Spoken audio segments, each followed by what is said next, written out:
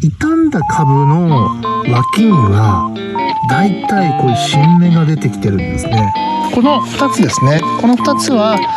とてもしっかりしたコロニーを作っているトレイになります。傷んだ親株をカットすることによってこの新芽の成長が旺盛になるのかどうか、なるべく早く再生させたい場合はもうこうやって切っちゃう。あ、新芽切っちゃった。新芽切っちゃった。もったいない。はい、おはようございます。西洋苔園の苔見沢です。今日はもう時間が10時ぐらいですね。なんですけれども、栽培圃場に来て高野の万年草の栽培トレイのメンテナンスをやっていきたいと思います。で、高野の万年草順調に育成しているんですけれども、去年ですね、あまり育成の状況がよろしくなかったトレイがあります。この辺りはちっちゃいままの状態で、しかもこの辺りですね、この辺りのトレイはですね、こちらもそうなんですけれども、昨年ヒバオイルなどを与えてですね、薬害が出たんですね。薬害が出まして、これ枯れてるんですね。この辺りはもうで成長も止まってます。でもよく見るとそういった株の脇からですね、新芽が出てくれているところがあります。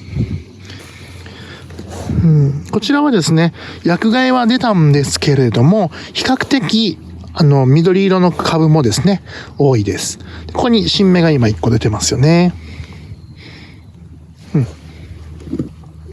で、今日はどういった作業をするかというと、この傷んだ株は全部カットします。カットして、またその傷んだ苔を巻き苔にして、そして新芽が伸びるのを促すと、そういう効果を狙った作業をやっていきたいと思います。ではですね、この一体のトレイですね、もう風に当てて空気をですね、新鮮な空気に触れさせるというような効果も狙って、今日はトレイを全部蓋を外して風に当てながらですね、この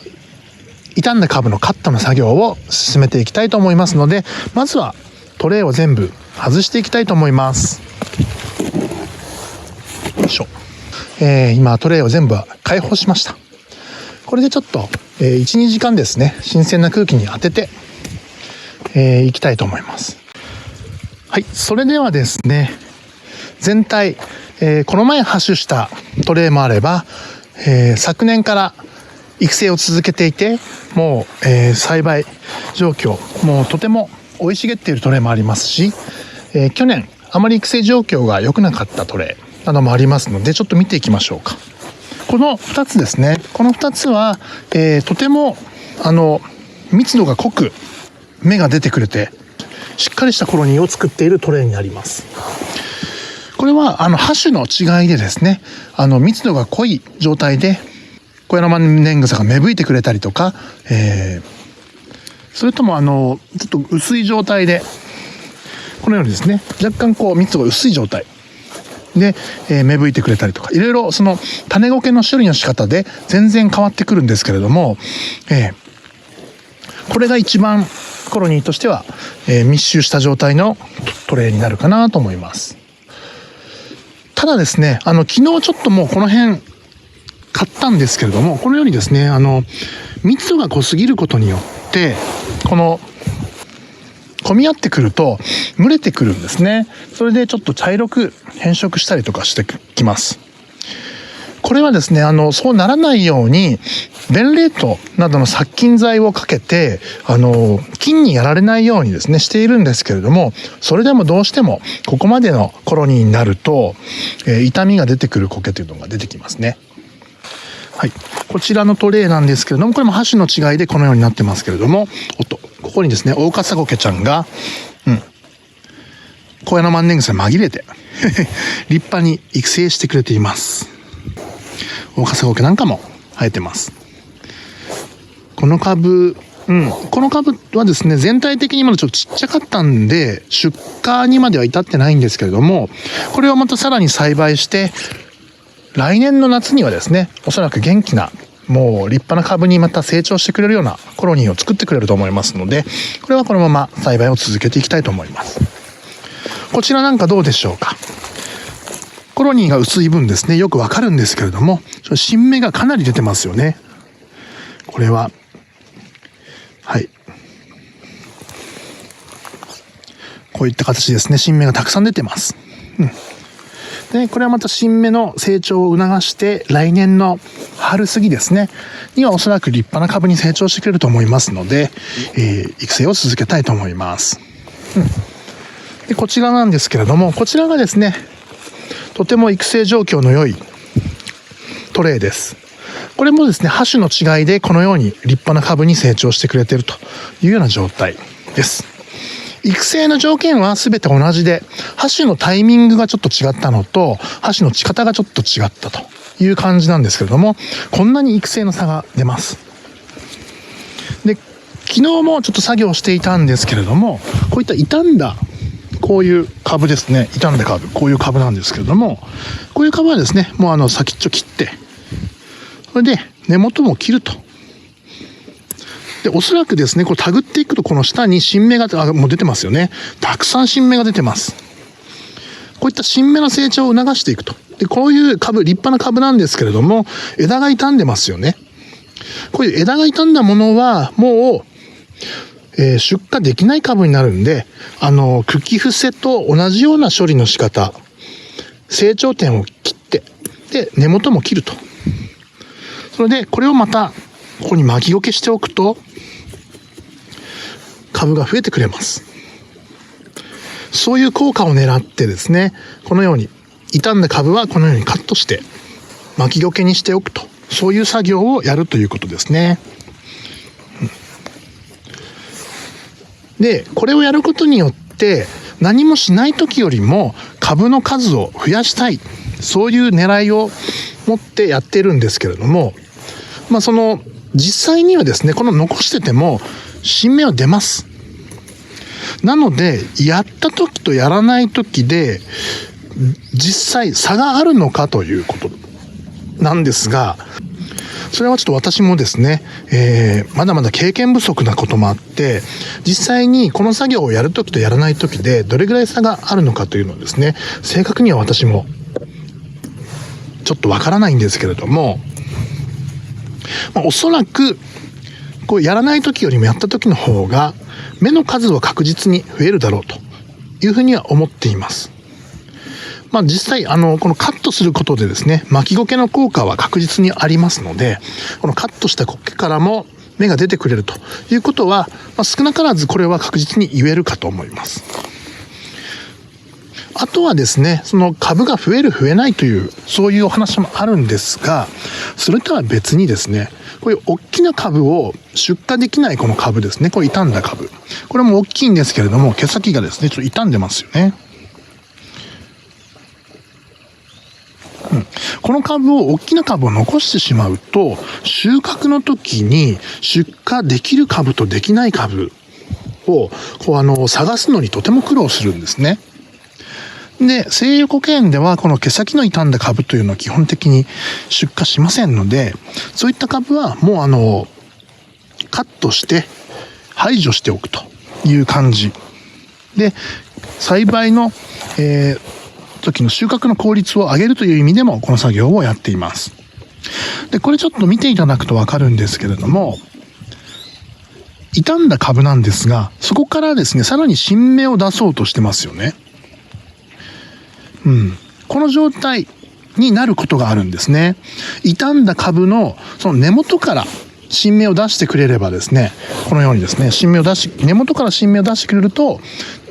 一番いいんですけれども、株によってはこの茎の途中からまたさらに新芽を出そうとするような株も出てきます。これだとですね、ここから新芽を出したとしてもちょっとここから綺麗にですね、出荷できる株にまで成長するという考えにくいんですね。枝葉の途中から新芽を出した場合はですね、ちょっと出荷できる株にはならなそうだというふうなことが分かりますので、そういった株を減らすという意味でも、もう傷んだ株というのをですね、こう切って刻んでおくというのがいいんではないでしょうかということですね。こうやられてますよね。これは夏の一番暑い時期のその乾燥が続いた時に一気にダメになったやつですね。まだまだ私もまだ栽培の技術がまだ経験不足なので、そういったこともね、失敗もしながらやっていってます。それとですね、こちらのトレイちょっと見てください。こちらのトレイもですね、結構前に播種をしたトレイなんですけれども、これですね、このトレイは順調に育成できてきたんですけれども、一回ですね、コツールの脇にあるこのトレイなんで、一回足に引っ掛けちゃってひっくり返しちゃったんですね。新芽がたくさん出てたんですけれども、また綺麗に戻したつもりだったんですけれども、一回ひっくり返しちゃうとやっぱり育成がですね、悪くなっちゃう。こういうですね、このトレーと大体同じタイミングで撒いているので、本来であればこのトレーと同じぐらいの綺麗な成長を見せてくれるトレーだったはずだったんですけども、このようにね、ちょっとぐちゃぐちゃな状態になっちゃいます。そういうですね、トラブルもありながらひっくり返しちゃうと育成が悪くなります。そういったこともあるので気をつけていきましょう。ということで、今日はメインの作業はですね、こちらです。この薬害にやられたトレイの、株をカットして、こういったですね、茶色くなってもう成長が止まっている株です。で、新芽の成長を促す効果を狙った作業を今からやっていきたいと思います。はい。こちらですね、これも分かりやすいトレイなんですけれども、去年ですね、ここにヒバオイルを与えまして、このように見事に抹茶茶に薬害にやられています。ヒバオイルはですね、細葉オキナゴケですとか、そういった苔にはですね、めちゃくちゃ効きます。で、もう与えると、その1週間後にはですね、もわっとこう、ちょっともっこり増えるぐらい、もうその見た目がわかるぐらい、違いがわかるぐらいですね、めちゃくちゃ目に見えて効果があるんですけれども、で、そのようにですね、高野の万年草にもですね、効くのかなと思って、ヒバオイルをですね、去年ここ与えてみたんですね。そしたらですね、見事に全部薬害にやられました。で、この栽培しているこの高野の万年草だけじゃなくて、このコケテラリウム作品に使っている高野の万年草にもヒバオイルをですね、与えたんですけれども、同じようにですね、見事に抹茶茶になりましたね。ヒバオイル、とても希釈もですね、本当に薄く 500ml に2、3滴も入れてないかな、1滴ぐらいですかね。はい、やってたんですけれども、見事に薬害にやられました。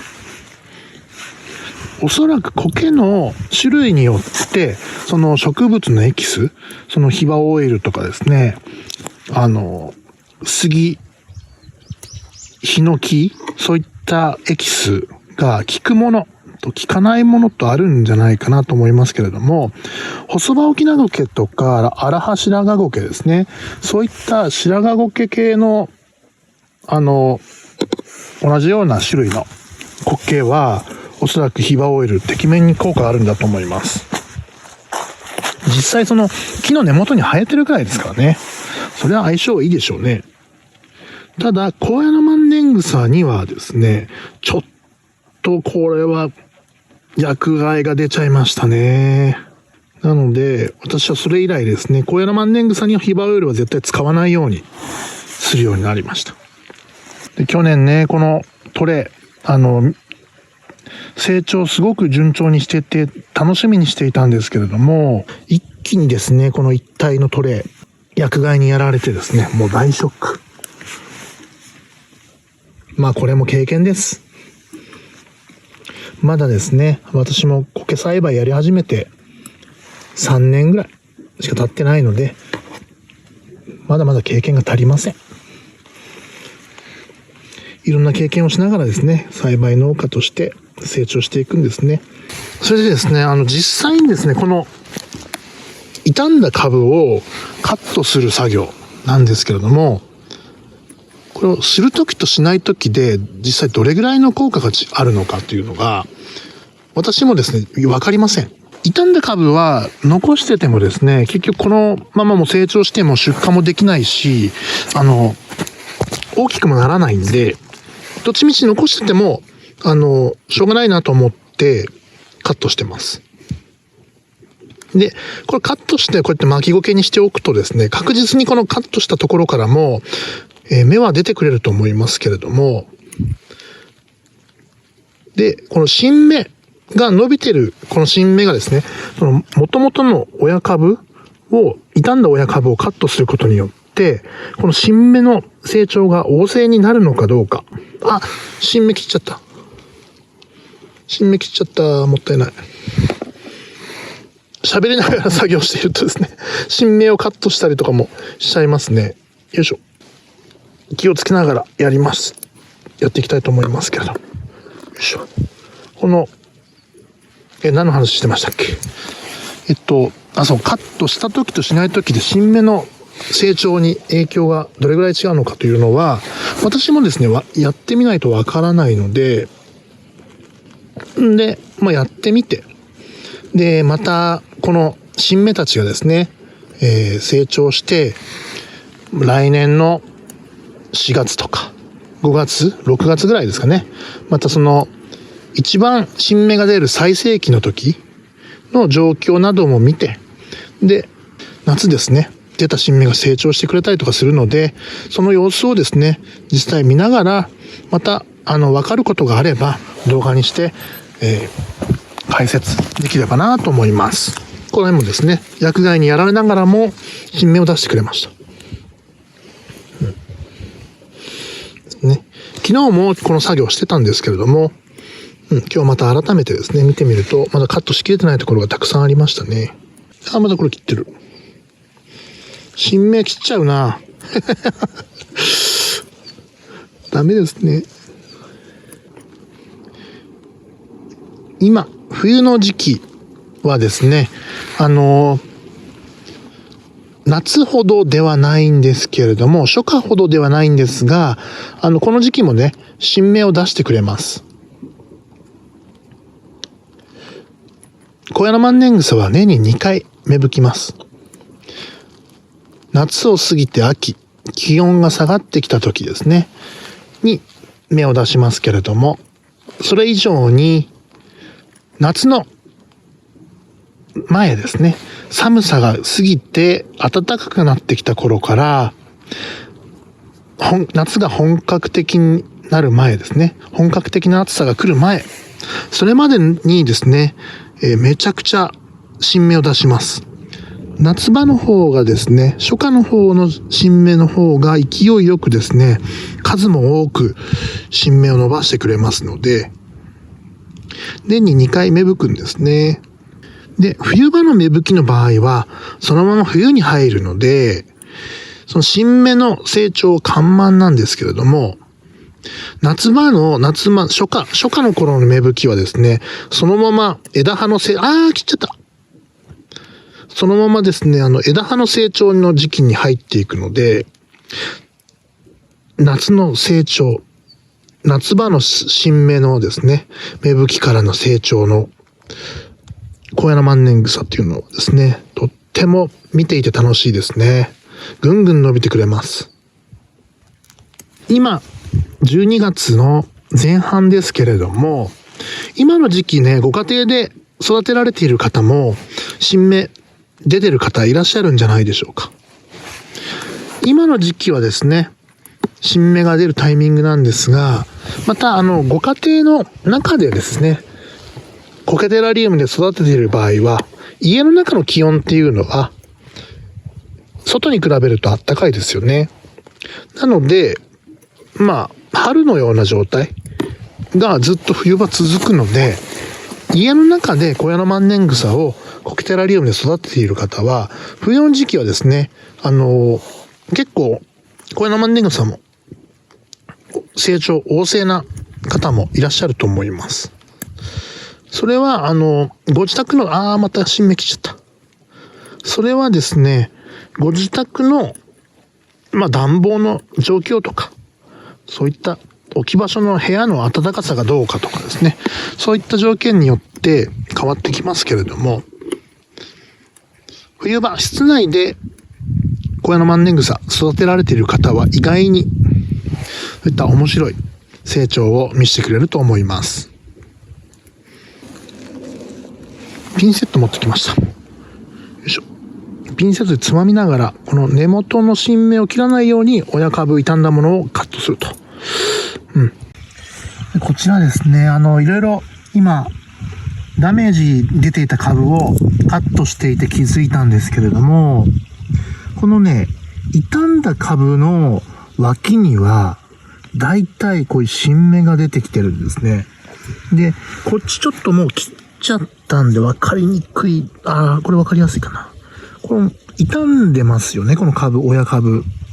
この傷んだ親株の脇にやっぱ必ずね、これ新芽が、根元新芽出てますよね。新芽が出てます。全部 100% ではないんですけれども、こういった傷んだ株の脇には新芽が出てます。これもそうですよね。これちょっとだいぶこれ傷んでますよね、これ。これもちょっと脇をめくると、このようにね、新芽が伸びようとしますよね。なので、なんかやっぱりね、思うんですけども、これ傷んだ株は、ここも今切っちゃった後なんですけども、これ傷んだ株があったんですけど、脇から出てますよね、これ。なんでですね、傷んだ株っていうのは、葉がもう枝葉が、親の株が傷んだっていうのをですね、察知して、新芽をね、やっぱ出そうとする性質があるんじゃないかなと思うんですよね。なので、意図的に、ダメージが出て、もう出荷できないような株は、カットしてあげることによって、こういうふうにね、パチッと。新芽がやっぱり出やすいんじゃないかというふうな仮説を私は今持っています。なので、傷んだ株をなるべく早く再生させたい場合は、もうこうやって切っちゃ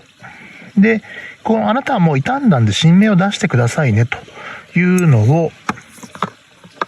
伝えてあげるということになるんじゃないかなと思ってます。これとこの新芽出てますよね。